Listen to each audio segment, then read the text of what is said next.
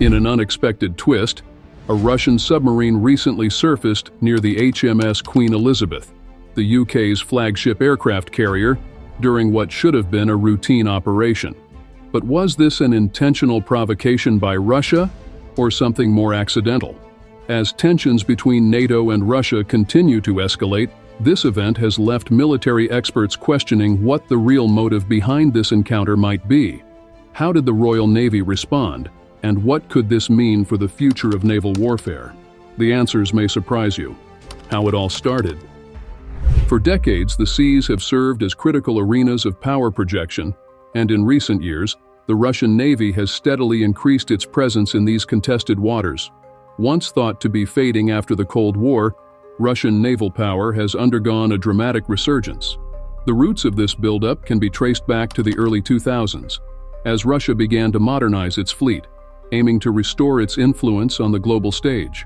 This revitalization wasn't just about military might. It was about sending a clear message to NATO and other Western powers.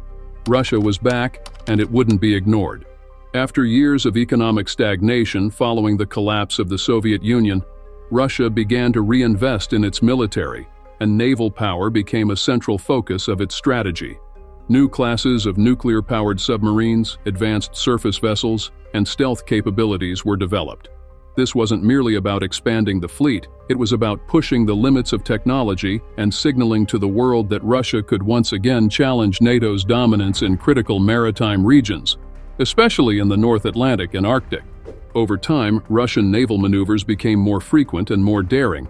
In particular, their submarine activity has drawn significant attention. These underwater vessels, often armed with cutting-edge technology, have tested the boundaries of NATO's surveillance and defense systems. But what's driving this renewed aggression?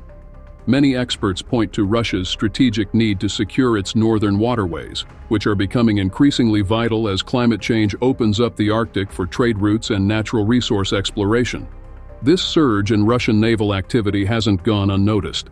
NATO has ramped up its surveillance and defense measures, leading to an increase in military exercises and patrols in these contested waters. The HMS Queen Elizabeth, for example, regularly participates in these efforts, serving as both a symbol of the UK's military prowess and a key player in NATO's strategic response to Russian naval incursions. What's particularly concerning to military analysts is how these encounters, once infrequent and relatively controlled, have grown more unpredictable. The Russian Navy has become more bold, not hesitating to test the reactions of NATO forces. Each encounter brings with it the risk of miscalculation or escalation, and with both sides heavily armed, even a minor incident could have far-reaching consequences. But this aggressive posturing isn't solely about military power. For Russia, it's also a way to assert its political influence. By projecting strength at sea, Russia signals its ability to disrupt NATO operations while also challenging Western control over strategic maritime routes. As their submarines continue to operate close to NATO assets, the tension rises, creating a precarious situation where any misstep could turn into a major international incident. And yet, despite these risks, Russian submarines continue to surface near NATO vessels, forcing Western navies to remain on high alert. This chess game of naval strategy and power projection shows no signs of slowing down. The Russian Navy's recent actions are not just about asserting control in contested waters, they demonstrate their readiness and capability to engage with NATO forces, testing the limits of international naval boundaries. Notable naval incidents or encounters. In the cold, contested waters of the North Atlantic, the HMS Queen Elizabeth and its strike group were conducting what was expected to be a routine mission. But routine quickly turned to high alert when something unexpected appeared on the radar. A Russian Oscar II-class submarine, one of Russia's most powerful naval assets, had surfaced dangerously close to the Royal Navy's flagship aircraft carrier. At first, there was disbelief. How could an enemy sub be this close to a NATO carrier group, right under their noses? Alarms sounded, and within moments, the calm of the HMS Queen Elizabeth shattered as the crew scrambled into action. Helicopters were immediately launched, equipped with sonar buoys to detect and track the submarine's every move. The strike group's accompanying frigates moved into defensive positions, ready for the worst. The tension on the carrier was palpable. The crew knew they were facing more than just a routine patrol. This wasn't a drill. It was a real threat, and the Oscar II-class submarine, capable of launching long-range missiles, was now well within striking distance of one of NATO's most valuable assets. Was this a deliberate act of provocation, or had the Russian sub made a critical error? The answers weren't clear, but what was certain was that both sides were now on high alert. Every second that passed felt like an eternity, as the Royal Navy's anti-submarine warfare team carefully tracked the Russian sub's movements. Helicopters buzzed overhead, dropping sonar buoys into the water, while the frigates surrounding the HMS Queen Elizabeth adjusted their positions. Their job? Ensure the Russian sub stayed in view, prepared for any sudden moves. But the submarine remained eerily still, floating silently just below the surface, watching. This wasn't just an ordinary encounter. This was a test, a game of naval chess where the smallest mistake could ignite a larger conflict. For what seemed like hours, the situation hung in the balance. Each movement from either side was calculated, careful, knowing full well that one wrong move could escalate into something catastrophic. In the high-stakes world of naval warfare, these encounters are more than just exercises. They're moments of psychological warfare, where each side pushes the other, trying to gauge their response, their readiness, their limits. This incident, however, was no isolated event. Over the past decade, there have been several notable encounters between Russian and NATO forces, each one adding fuel to the simmering tensions that bubble just beneath the surface of international waters.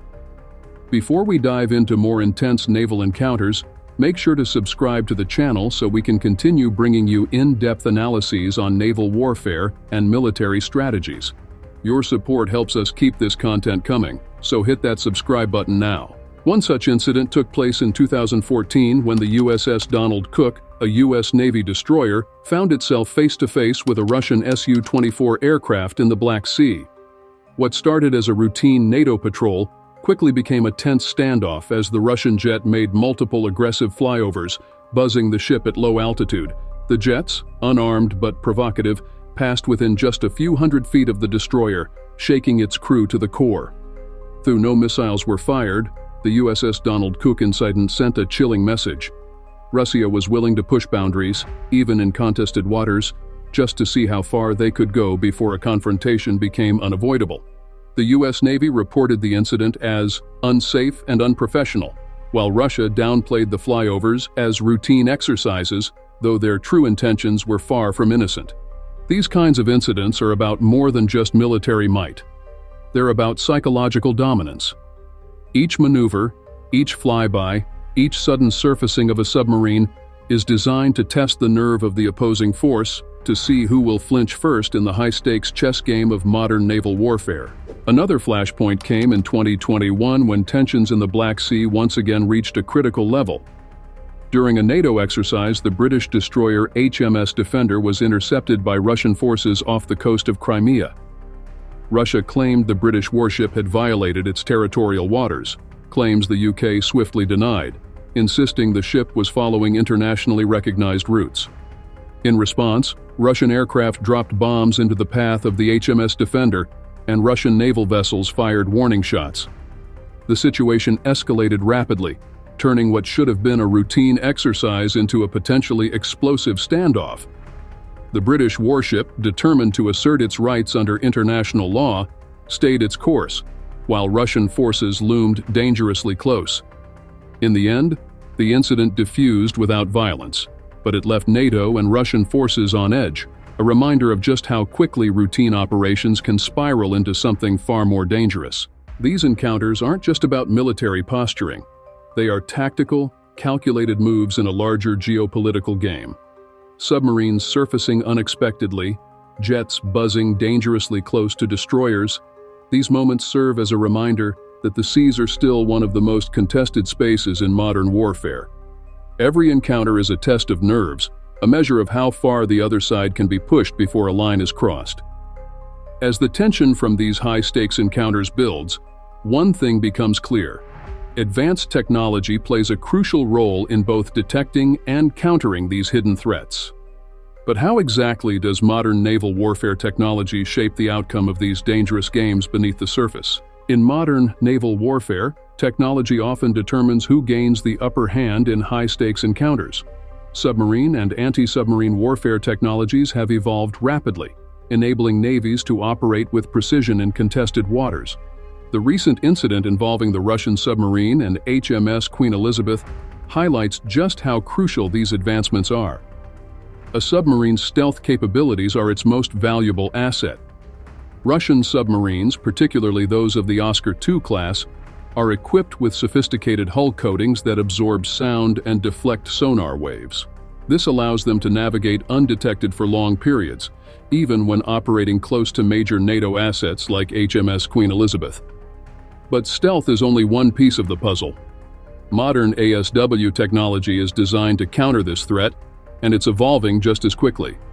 The Royal Navy's ASW systems are among the most advanced in the world. HMS Queen Elizabeth is equipped with state-of-the-art sonar, including towed array systems capable of detecting even the faintest submarine noise. These systems work by sending sound waves through the water that bounce off submarine hulls, revealing critical information about their location and movement. But sonar, while effective, is just the beginning. Once a submarine is detected, helicopters equipped with dipping sonar and sonobuoys are deployed. During the incident, the Royal Navy quickly scrambled helicopters to drop sonobuoys across a wide area. These floating devices pick up submarine signatures and transmit real-time data back to the ship, creating a detailed picture of underwater movements. The Royal Navy also uses helicopters armed with Stingray torpedoes, designed to track and engage enemy submarines with deadly accuracy. Drones and surveillance aircraft play a critical supporting role. These aircraft, combined with drone systems, can cover vast stretches of ocean much faster than surface ships. During the Russian submarine encounter, these aerial assets provided the critical detection capability needed to pinpoint the submarine's location. The combination of sonar, helicopters, and aerial surveillance created a formidable net that the submarine could not escape. But what happens once a submarine is detected? The real challenge lies in either neutralizing the threat or tracking the submarine without escalating the situation. In many cases, the mere act of detection can put enough psychological pressure on the submarine crew to force a mistake. In this case, the Russian submarine surfaced, an indication that they knew they were being tracked. When submarines lose their stealth advantage, their mission is usually compromised, and their options become limited. This is where anti-submarine torpedoes come into play. The British-made Stingray torpedo is specifically designed for use in such situations. Capable of being launched from both ships and helicopters, the Stingray homes in on enemy submarines, making it one of the most effective ASW tools in NATO's arsenal. While there was no direct confrontation in this incident, the knowledge that NATO forces are fully prepared for engagement is a powerful deterrent in itself. A crucial part of modern naval encounters is also the integration of artificial intelligence into ASW operations. AI systems are increasingly being used to analyze sonar data in real time, identifying patterns that human operators might miss. This technology allows for faster and more accurate submarine detection, making it harder for even the most advanced subs to operate undetected. As both sides develop more advanced submarines and countermeasures, the balance between offense and defense remains in constant flux. Russian submarines may be quieter than ever, but NATO's ASW capabilities are growing increasingly sophisticated, ensuring that they remain prepared for any encounter. This evolving game of cat and mouse in the depths of the ocean underscores the critical importance of technology in modern naval warfare. With each advancement, the stakes get higher, and the consequences of falling behind grow more severe. The question is no longer just who can build the best submarine, but who can detect it first. When the Russian submarine surfaced near HMS Queen Elizabeth, it wasn't just an isolated incident. It was a calculated move, filled with strategic implications. The motivations behind such actions are complex, involving a mix of power projection, intelligence gathering, and signaling to NATO. To understand why this event unfolded, we must delve into the broader context of global military strategies and Russian naval ambitions. First, it's essential to recognize that Russia's navy, particularly its submarine fleet, plays a crucial role in projecting power. Submarines are the cornerstone of any modern navy, offering stealth and the ability to operate in enemy waters without detection. By surfacing near a major NATO asset like HMS Queen Elizabeth, Russia was likely sending a message: "We're here, and we can reach you." This kind of maneuver serves as a reminder that Russian naval forces remain a significant factor in contested waters like the North Atlantic. Another possible motivation for surfacing could be to gather intelligence. The HMS Queen Elizabeth represents one of the most advanced naval platforms in the world, and learning how it operates, particularly its ASW capabilities, would be a significant win for the Russian military. By surfacing near the carrier, the submarine's crew might have been probing NATO's response times, testing how quickly and effectively NATO forces can react to a potential threat. This ties into another theory, that the surfacing was a deliberate attempt to provoke a response. In military strategy, this kind of action is often used to gauge an adversary's readiness and operational procedures. By forcing NATO to react, Russia gains insight into their playbook. How fast do they deploy helicopters? What kind of communications do they use? These small details can offer a wealth of information to military planners. It's also worth considering the geopolitical timing of the incident. Relations between NATO and Russia have been tense, with both sides conducting military exercises and maneuvers in the same contested regions. Russia's decision to surface near HMS Queen Elizabeth could have been part of a broader strategy to assert dominance in these waters, signaling that they will not be intimidated by NATO's presence. However, there's also a more pragmatic theory. The submarine might have surfaced due to a technical issue. Modern submarines are complex machines, and while it's tempting to attribute every action to grand strategy, the possibility of mechanical failure cannot be ruled out. If the submarine surfaced to address a malfunction, the Russian Navy would likely downplay the incident to avoid embarrassment. Regardless of the specific motivation, the surfacing of the Russian submarine had clear strategic consequences. It heightened tensions between NATO and Russia and led to increased ASW patrols in the region. It also served as a stark reminder that naval power dynamics are constantly shifting, with each side looking for opportunities to outmaneuver the other. In the end, whether it was an intentional provocation, an intelligence-gathering mission, or a technical error, the incident underscores the delicate balance of power at sea. Every action has ripple effects, shaping future military strategies and influencing geopolitical stability. The surfacing of the Russian submarine near HMS Queen Elizabeth holds profound military and political implications, both immediate and long-term. On the surface, it seems like a routine military maneuver, but beneath that lies a deeper strategy that may influence future naval tactics, international relations, and military alliances. From a military perspective, this incident could mark a shift in naval strategies for both Russia and NATO. Russia has demonstrated its willingness to engage in bold, calculated risks, showing that it's not afraid to operate near NATO assets. This move may encourage NATO to enhance its anti-submarine warfare capabilities, potentially leading to an arms race in undersea technology. As NATO strengthens its defenses, Russia might invest more in making its submarines stealthier and harder to detect, pushing both sides into a technological competition that mirrors the Cold War era. Politically, the surfacing has significant implications. By surfacing so close to HMS Queen Elizabeth, Russia has sent a clear message to NATO. They are not deterred by the alliance's naval superiority. This could lead to increased political tensions between Russia and NATO countries, particularly those with a significant stake in the North Atlantic region. Nations like the UK, Norway, and the United States may feel compelled to bolster their military presence in these waters, leading to more frequent naval patrols and potential standoffs. At the same time, this event could have a ripple effect on global alliances. NATO, seeing Russia's boldness, may strengthen its ties with non-member countries in strategically important areas, such as Sweden and Finland. These nations, while not part of NATO, have their own interests in maintaining security in contested waters, and an increase in Russian naval activities might push them closer to NATO's sphere of influence. This could lead to greater collaboration in joint military exercises and intelligence sharing, further isolating Russia on the world stage.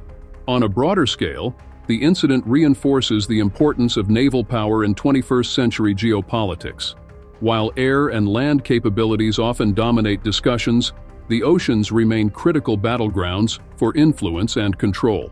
Russia's willingness to challenge NATO in these waters suggests that future conflicts, while perhaps not overt, will likely play out in the shadowy depths of submarine warfare and naval maneuvers. In the end, the surfacing of the Russian submarine not only tests NATO's military readiness, but also sets the stage for more complex geopolitical dynamics, influencing alliances, strategies, and power structures for years to come. But what exactly happened after the Russian submarine surfaced near the HMS Queen Elizabeth? In the wake of the Russian submarine's unexpected surfacing near HMS Queen Elizabeth, NATO's response has been both swift and calculated. Incidents like these are not taken lightly, as they have the potential to escalate into broader conflicts or diplomatic standoffs. However, NATO has long prepared for such confrontations, relying on a combination of advanced technology, tactical coordination, and international collaboration to handle these tense situations. One of NATO's immediate responses was to heighten its anti-submarine warfare capabilities. Following the incident, additional sonar-equipped frigates and maritime patrol aircraft were deployed to monitor Russian naval activity more closely. NATO forces in the region increased their patrols, focusing not just on immediate threats, but also on mapping out potential submarine movements in contested waters. This kind of tactical preparedness is key to maintaining control and preventing further provocations. Another critical aspect of NATO's strategy is its emphasis on collaboration. The incident near HMS Queen Elizabeth highlighted the importance of cooperation between NATO member states and their allies. Following the Russian submarine's appearance, information was shared rapidly between NATO's various military branches and intelligence agencies. This allowed for a coordinated response that involved not only the UK, but also other key NATO players such as the United States, Norway, and France, each contributing resources to counter any further threats. Additionally, NATO's response is not purely reactive. The alliance is already developing strategies to prevent future incidents from escalating. This includes conducting joint military exercises specifically designed to simulate submarine encounters and strengthen ASW capabilities. These exercises, such as ball tops and dynamic mongoose, bring together NATO navies for coordinated drills, improving interoperability between their forces and ensuring that any future provocation is met with a unified front. Looking ahead, NATO is also focusing on long-term deterrence strategies. One possible approach is to station more permanent ASW assets in critical areas like the North Atlantic and Baltic Seas, where Russian naval activity has increased. By doing so, NATO can create a constant presence, making it more difficult for Russian submarines to operate undetected in these waters. In addition, diplomatic measures will likely play a role in NATO's future responses. Engaging with non-NATO partners, such as Sweden and Finland, in intelligence sharing and joint exercises can help extend NATO's surveillance reach, further countering Russian naval maneuvers. Overall, NATO's response to such provocations remains multifaceted, blending advanced technology, military coordination, and international cooperation. By continually adapting its strategies, NATO ensures that it can face evolving threats without escalating tensions unnecessarily, safeguarding its member states while maintaining the stability of international waters. The Russian submarine's actions raise big questions. Was this a bold move or just a mistake? Share your thoughts below. If you enjoyed the video, hit like and subscribe to stay updated on future naval conflicts and strategies. Your support keeps us going.